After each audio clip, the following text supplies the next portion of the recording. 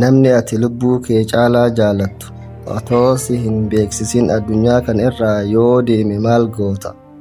Har'a seenaa jaalalaa boochisaa dhugumaan qalbii nama tokko isiniif qabadheera. Seenaa kana hanga dhumaatti dhageeffadhaa. Dhuma isaa irratti imimmaan of qabachuun salphaa miti. Mee haa jalqabnu. Galgalli qilleensa qabbanaa'aa ture. Bokkaan salphaan ni rooba ture. Daandii magaalaa tokko irratti dargaggeessi maqaan isaa Yaasiin jedhamu callisee taa'ee samii ilaala ture. Halkan sana waan tokko yaadachuun hafuura dheeraa baafate. Waggaa 5 guutuu darbe garuu har'aas ishee dagachuu hin dandeenye.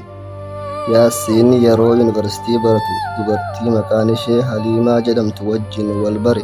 Haliimaan bareedduu qofa osoo hin taane qalbii qulqulluu, amala gaarii fi afaan laafaa qabdi turte.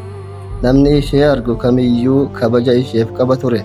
Jalqabni isaanii hiriyyummaa ture. Guyyaa guyyaan wal gargaaru, waliin dubbisuu fi wal jajjabeessuu jalqaban. Yeroo muraasa keessatti hiriyyummaan isaanii jaalala qulqulluutti jijjiirame. Guyyaa tokko Haliimaan akkana jette, Yaasiin, yoo guyyaan tokko wal irraa fagaannes na dagattee hin jiraatin. Yaasiin kolfee deebise, ati otoo na dhiistee deemte kuni waan ta'uu miti. Haliimaan imimmaan xiqqoo dhoksaa turte. Garuu Yaasiin hin hubanne. Ji'a muraasa booda Haliimaan mana yaalaa deemuu jalqabde. Yeroo baay'ee dadhabbiin ishee ni hammaata ture. Garuu yeroo hunda ani nagaan jira jechuun Yaasiin tasgabbeessiti ture.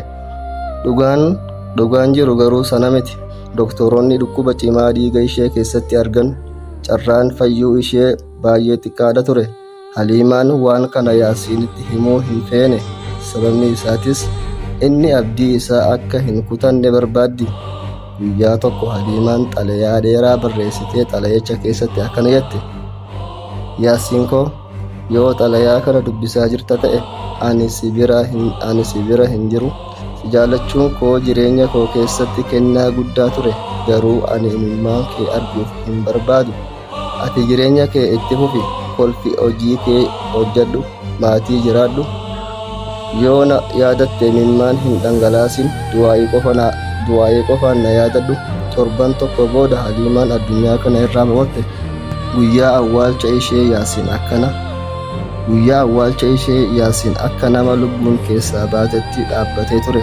Xalayaa isheen barreessite yeroo sana qofa isaaf kennan. Yeroo dubbisu imimmaan isaa dhaabbachuu dadhabe.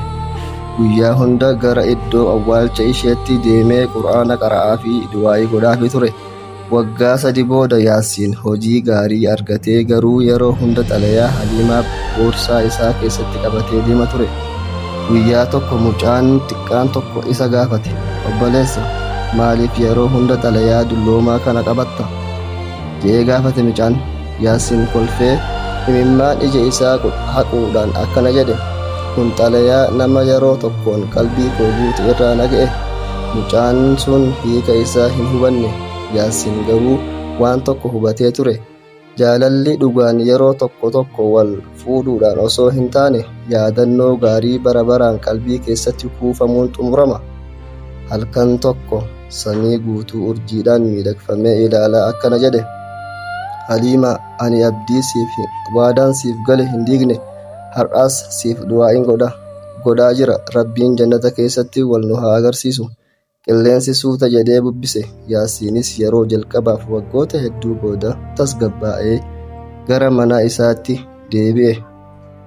Jaalalli dhugaan yeroo hunda wal qabachuu qofa miti. Namni si jaallatu yeroo tokko gammachuu keetiif of aarsuu danda'a. Jireenyi gabaabaadha. Namoota jaallattu kabaji.